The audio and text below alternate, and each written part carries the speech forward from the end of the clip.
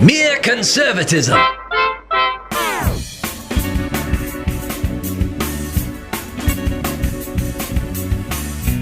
David Perry, and I'm Cleve Walker. And yeah, this is another edition of Mere Conservatism.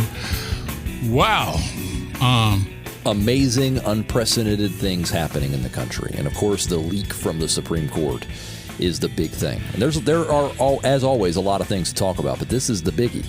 And by the way, I'm going to start off, David, in my opinion, with the one silver lining behind all this stuff that is really happening. I gave up. I lost faith that we would ever be able to revisit Roe v. Wade.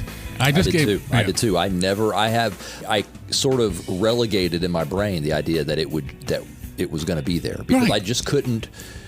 Not because I didn't have hope necessarily that someday we could right that wrong, but just because I've been so let down by our political system and our judges and all that stuff that I just decided that it was better for me mentally to assume that it was always going to be there than instead of being disappointed. I'm not going to think that it's going to happen until it actually happens. I can't. So for that reason, I have some silver lining because I had lost hope, and here it is. It looks like it's going to be overturned, and in the way that it should be. Now, I mean, a lot of folks on our side need to understand it's not the end of abortions, okay? It's not the end of abortion. What it is relegating this to where it belongs. It's a matter of choice by the individual states. Yeah, well, it will limit abortion a lot because there are a lot of states that will ban it or severely limit it, so it is a victory. But now we go to the next stage of the battle. There are states that are celebrating and cheering having abortion all the way up to the moment of birth. This is still happening in our country. It is. So it's not over. And as a matter of fact, that's been egged on as a result of the what seems to be the impending decision of the court. Well, let me, before we get really into it, let me ask you, do you think that it's going to actually end up being overturned? Because this was a leaked decision. It hasn't actually happened yet. And do you think that there's a reason for us to be apprehensive about assuming that it's gone? Well, I think there's always a reason to be apprehensive, about these things. But I personally feel like they've made a decision, and the decision definitely is to overturn. And you think the decision's going to hold? Yes, I really do. And everything that's happening right now, I'm not the first person to say this, the things that are going on to try to intimidate the justices and intimidate the court and, jump the gun, so to speak, I think that only furthers a resolve. For them to go ahead and do what they're going to do, because I actually believe this court, even Roberts, who I've had a lot of problems with, he has so much, I think, desire for the court to be respected that he's such a loser. Yeah, but I think he does want the court to be respected, and so he does things that make the court unrespectable all the time. But I don't trust him at all. I think, though, even he realizes that there cannot be the slightest idea that mob rule has won out over judicial patterns. At any rate, but so I'm happy about that the issue is still there, and there's a great strong possibility that the official finding will be the end of Roe v. Wade. But President Biden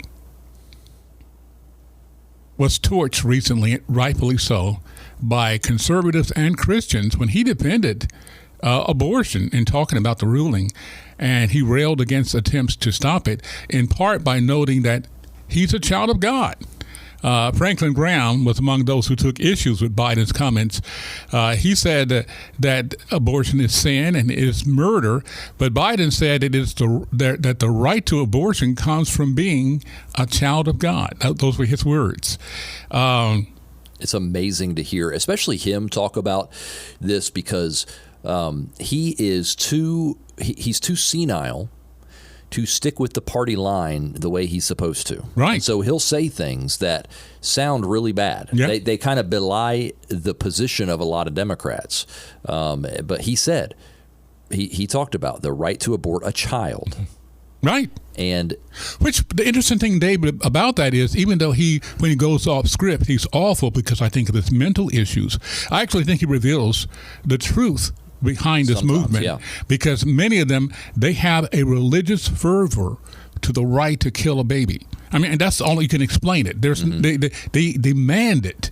It is sacred in that sense to many in that movement. Literally, it's their holy grail that you cannot go past. So, and they all know that it's a child. They all know that it's a baby. Yeah. And many of them will deny this, and they'll say it's not alive. It's not a living thing. It's a clump of cells. Until blah, a certain blah, blah. point. And of course, they know that that's not true. And I can't believe that they actually think that that's true. They know it's a baby. The truth of their position is that they value the woman's bodily autonomy more than they value the life of the child. And if they would just say that and be honest about their position. Now, some leftists and pro-aborts do say that. They will actually say, look, yeah, it's killing a baby. It's killing a baby. But we value the autonomy of the woman. That woman should have the ability to eject that from her body at any point she wants to, resulting in the death of that baby. It doesn't matter because the woman's bodily autonomy is that important to us. That's our priority. If that's your position, then we can at that point debate the morality of that or lack thereof. But many of them don't. They're never honest enough to get to that point where they're saying the bottom line is they value the bodily autonomy of the woman more than they value the life of a baby. Right. And us pro-lifers, we value the life of the baby more than we value the bodily autonomy of the woman. That's just that is the dichotomy of the I would issue. put a slightly different take on what you just said, because I believe that the pro-life position is still valuing the bodily autonomy of the woman. We're not telling a woman to do anything to her body. We're saying there's another body to be considered. Well, exactly. We're not saying I don't want that woman to be mutilated or hurt in any way. But this is an issue where we're not talking about just your body or just your life. That's why they cannot admit that the unborn child is an unborn child, because once that enters into the equation, no matter what you do it for, even if you say I'm doing it for my own bodily autonomy, I'm murdering this child for it. So now, but listen to this. Pro-abortion activists are going to be targeting, they say. Now, we won't know, and this podcast is produced before Mother's Day, but they're targeting Catholic churches for protest on Mother's Day, because they're saying that the Supreme Court justices were Catholic, the ones who are they believe pushing this awful thing. They're Okay, sorry. You finish. I've got something to say about the idiots. Go ahead. No, you go ahead. So here's the thing. The idea that because the SCOTUS judges are Catholics, they're now instituting a theocracy by getting rid of Roe v. Wade is mind-numbingly stupid. That's their deal, though. Here's why. Okay. Because what they're doing, the Supreme Court in this decision is getting rid of power that they took. When they decided Roe v. Wade in 1973, they took power. Right. They made a decision for the entire country. They took that power. This decision, overturning Roe v. Wade, is not them taking power. It's giving it back to where it belongs. They never should have taken it to begin with. This is them releasing it, and that is what they should be doing. That's why this is not a power grab. This is not anybody enforcing their will on you. This is not the SCOTUS judges enforcing anything. They're actually getting rid of enforcement. Right. They're doing away with it. Giving the power back. Exactly actually. right. Yeah. They're giving power back that they never should have taken to begin with. That's why this is dumb. And you hear these people say this is anti-democratic because they're sending it back to state legislatures. You know, the people we vote for, who then vote for laws. No, it's not. You're dumb. Yeah. This is the problem here. You're too stupid to have this conversation. And I'm not talking to you, Cleve. But you're looking at me. You're just barely smart enough to have this conversation, okay? You're looking pretty. You're kind of worked up about this. The things people are saying about it, they show that either they're liars, they're absolute just dreadful. I vote for that one, by the way. But go on. They're too dumb about this topic to have a conversation about it. And I actually think most people are just too dumb about it to know. See, this is what I've noticed over the years of talking about this topic. Pro-choicers, they don't know anything about this issue. They really don't. Vast majority of pro-choice people, pro-aborts, I call them, they don't know very much about this. They don't know pro-life arguments. They don't know all that much about the science behind fetal development. Many of them don't know anything about children. don't know people who've been pregnant, don't know people who have lost babies. They've never been in on an ultrasound. Very, very many people are like that. Mm-hmm.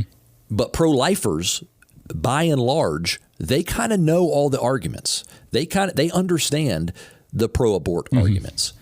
And they can tear them limb from limb most of the time because their arguments don't make any sense. Their positions don't make any sense.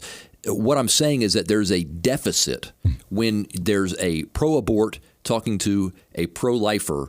The pro-lifer, they know their stuff more often than not. And these people, they don't know what they're talking about when they protest Roe v. Wade. And they won't talk about it because the pro-abortion forces are the same progressive forces that operate by eliciting emotional responses, not logical discourse. They don't want logical discourse.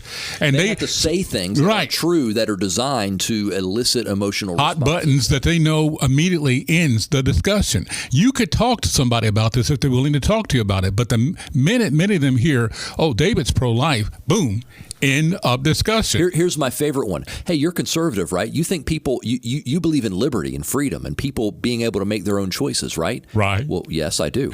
So why does that not apply for a woman making a choice about her own body? And this goes back to what we talked about just a second ago. Okay, you who just said this to me, you have never obviously had this conversation with anybody before. You're new to this, so let me help you. Okay. It's not about her body. It's that we value the life of the baby. That is an individual human being. That's why when you say a woman should be able to do whatever she wants to with her body, that's a non-issue. That's almost a non sequitur when you're talking to a pro-lifer because that's not what we're talking about. Right. We're talking about a baby. Yeah. An individual life. There you go. With his or her own fingerprints. But there you go. DNA. There you go with that logic again. You're going with that logic again. And I told you logic is the very thing that they refuse to entertain. They don't want logic. Well, because if they were logical, what they would have to say is that they are okay with killing babies because they want women to be able to just usurp any responsibility that goes, and men too, frankly, to usurp any responsibility that goes along with having sex and being who they are. They need men and women to be the same. Right. They need that. Yep. And this goes into the transgender thing. You got it. Marriage thing. They need men and women to be the same. In order to do that, they have to be able to take away that unique superpower that women have, the responsibility that they have to guard that because they can become pregnant and then they grow a baby inside. It's a superpower, but they have to they have to be able to jettison that so that they can be just like a man. That's the way they think. And unfortunately, this is why it's all of one piece. The transgender movement, the LGBTQIAX, whatever, all of that is all of one piece where I get to decide what the terms are. Here's the thing. Another thing about this abortion issue and the perhaps upcoming ruling is people are taking sides like they never have before. Now, I'm talking about big businesses. Listen to this. Amazon announced that it will pay U.S. employees up to $4,000 in travel expenses for non-life-threatening treatments and procedures, which, of course, includes abortions. They are throwing their entire brand behind what I think they see as the wave of the future and say, we are on your side. How does that hit you, Dave? It's ugly. It's gross. It's just gross. I mean, think about they're gonna fund abortions, basically. Basically, in other words, in anticipation of some states making it more difficult, if not impossible, to have abortions, they say we'll pay you to go out wherever you go, to California, New York, wherever the other blue states are. They'll be doing this. We'll pay you to enable you to do this. And Amazon, I don't believe these people are doing this out of the goodness of their heart. They had just made a business decision. This is the way of the future, and we're getting out ahead of it so that we will inoculate ourselves from the protests that are going to come to other businesses. Hey, and guess what? If our workers aren't pregnant, then we don't have to. They won't have to go in bed rest, or they won't have to take some time off when they have their baby, and they'll just keep working. They'll just be our little widgets in our factory packing boxes, and we don't have to worry if we do this, we don't have to worry about them taking time off, and we don't have to worry about our workforce as much. That could have something to do with it. It might have. It's gross. Yeah. It's disgusting, and what California is doing as well. They're abortion tourism. Yeah. They're getting people to fly. I mean, how gross and ghastly is it? But they're saying it like they're being heroic. We will protect you women and your rights and your privacy. We will be the bastion of freedom that you can come to. And let me tell you what's going to happen with California. This should happen. And by God's mercy, maybe it won't. But when they start doing that, the earthquake will come and it'll snap California right off the left coast of the United States and sink it into the sea. All right. I have a slightly less dire. Because look, Cleve, we've talked a lot about God's judgment on our nation because of this sin of abortion, the stain of abortion on our country. And I felt like this week, if the Supreme Court says send it back to the states, that doesn't get rid of abortion, which is sad. However, I feel like maybe it gives us a second chance. Maybe there's some remedy, some repentance there, where we can come and say, Lord, we know this isn't right, and we're in our state, in Georgia or in Florida or in South Carolina, we're going to do what we need to do to limit this as much as possible, as much as we can get consensus to do it, we're going to do it. And maybe the Lord will bless us with some just a little bit more time. Well, I perfectly understand it. I mean, I've heard figures like 60 to 70 million babies have been killed since Roe v. Wade was enacted, and that's got to incur some kind of divine judgment. My point is this: I really believe. Go ahead and give states the right to do what they want to do. I mean, this is awful, the abortion, but so is the lawlessness, and so are the many other things those states are doing. Let them do their thing. Give other states like Texas, like Georgia, like South Carolina, like Florida, and those states that choose traditional constitutional type liberties the right to do what we want. And then let's see how it falls out. I guarantee you those states embracing progressivism to the fullest will fall so deeply down in quality of life and everything else that many of them, maybe not all of them, will finally come to their senses and say, here, look over there. There's Texas, there's Florida, and states like that. They're prospering. And over here, where we've got everything we said we wanted progressively, we're tanking. And they may need to see that. So my hope is, far from having necessarily to fall into the ocean because of the big quake, that maybe another quake will come as they see the final end of their horrible policies. As long as the federal government is not trying to push their policies on the rest of us, I say let them go for it. Let them go for it, because I don't have to go to California for any reason that I know. Well, can you imagine being in California and being a Christian? Living in California and realizing that in your state, you've got people coming in from all over the country to have their children killed by doctors in your state, paid for by your state. You pay taxes in. Right, and your taxes are paying for it. And here's the thing, David, this is why this is good you said that, because I know a lot of people are fleeing California for that reason. They're leaving. I mean, some are doing it for simple financial reasons, but many are saying, I cannot countenance what this state is turning into, and they're leaving. But there might be a time where we might have churches and whatnot sending missionaries into California as a heathen territory, basically, to witness for the gospel. That time may be coming sooner rather than later. But my point is, it needs to be the choice of the states. And I believe if it's the choice of the states, that the majority will choose not only life, but they'll also choose a constitutional government such as was intended by the founders. Well, and correct me if I'm wrong. Isn't it true that there are something like 26 states already that have laws on the books that say if Roe v. Wade is overturned, then they're outlawing abortion or something? Something to that effect. Limiting it to something. I don't know if it's exactly 26, but it's pretty close. It's in that neighborhood. That's a big deal. Yes. And you and I have talked quite a bit. You know, I am a pro-life absolutist. You know, I know that the entire country isn't that way. But the consensus opinion in the United States seems to be limiting abortion after the first trimester. Right. I don't know if you know this, Cleve, but the first trimester is 13 weeks. Yeah. So after 13 weeks, something like 70 or 80% of Americans think that abortion should be limited. Right.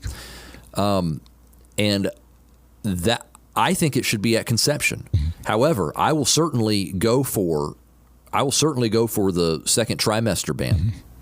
Whatever saves any babies, because it will save it'll save lives, right? And it'll save these innocent little children that have done nothing wrong and are totally innocent victims of this thing. I will totally do that, and if that's the consensus in my state or in my country, I'm for that. I will totally sign on to that, and I'll support that, and then I'll try to convince people to push it back even farther. But what I'm saying is, I'll take what I can get on this. Well, see, this is why it's important that we have the freedom of speech. Because, David, I believe, and you don't even have to use just religious arguments, because there are atheists who are pro-life, all right, for totally different reasons. But I believe if you have free speech and there's able to be equal discourse on this topic and other topics, we will win out in that debate. That's why it's so important that media platforms like Twitter, for example, have free and open debate. And they know that. That's why they have gone to the cancel culture thing, literally saying, not only will we not discuss it, but we will take from you the right to even say it. You follow me? So that's why they hate Elon Musk so much. Because here's a guy, and again, I don't think he's doing it because he loves Jesus. I think he actually believes the idea that a free and open platform of discussions is good for democracy, and I'm going to open it up. And I believe in scenarios like that, the truth will prevail. But their ideas don't let the truth even come out. So they don't even like ultrasounds, because if you see an ultrasound, especially with the technology we have now, you see a baby. Yeah, and they don't want that. They don't even want that. Yeah, you can see what it is. So I'm excited and distressed at the same time, because again, and I used to be, I don't know. I'll just say this: every time I say the left, the progressives cannot sink any lower. They've hit rock bottom. Something like this happens, and I see them with the approval of the White House, in the sense that the White House did not come out against it, literally sicking mobs on sitting justices of the Supreme Court and anybody else. They haven't said anything against the leak. They haven't said anything against the mobs going after judges. It's outrageous that the White House has been silent on this. And do you think, Cleve, that this is going to be something for the Democrats to run on? Well, they don't have anything else. They're going to run on. Right. They literally don't have anything else. And I should have known something like this was going to happen, because I told you a long time ago, they feel like now they have nothing to lose and they're going to go for broke. I just didn't realize how low they would go to try to do something. Here's the thing when it comes to electoral politics. Democrats might think that this is an issue that are going to take leaning Republicans, people that are leaning towards voting for Republicans, which is, by the way, almost everybody right now. It's going to take these people and make them vote Democrat. Yeah. So they actually think that the issue of abortion, this issue where the decision on abortion is going to go back to the states instead of being mandated by SCOTUS, that's going to cause lean Republicans to vote for the entire, how can I say this, the entire crap buffet that the Democrats are serving. Open borders. Yeah. High taxes. Lots of spending. Inflation. Wars all over the place. Lawlessness. Transing the kids. Yeah. All those kinds of things. You think that Roe v. Wade being overturned, and especially if it's already a done deal, it's done and it's over, and November rolls around, you think lean Republicans are going to vote for the entire Democratic agenda just because of that? I'm sorry, it ain't happening. I've seen the polls. Abortion is very, very, very, very, very, very, very, very, very low on the list of priorities for people. That's right. A lot of people have been okay with the status quo. Even people that are pro-life have been basically relegated to the status quo. They're happy about this, but you have the small number of people who might have Roe v. Wade is fine, status quo is fine. They're not going to vote for open borders over this. They're just not going to do it. Well, their tactics may have even a more sinister purpose. Now I'm going to sound like a conspiracy person right here, but I actually believe that they might even have the scenario to create enough chaos and confusion and mob rioting that it may affect the ability to actually have elections in a timely way. Well, now, wouldn't you know?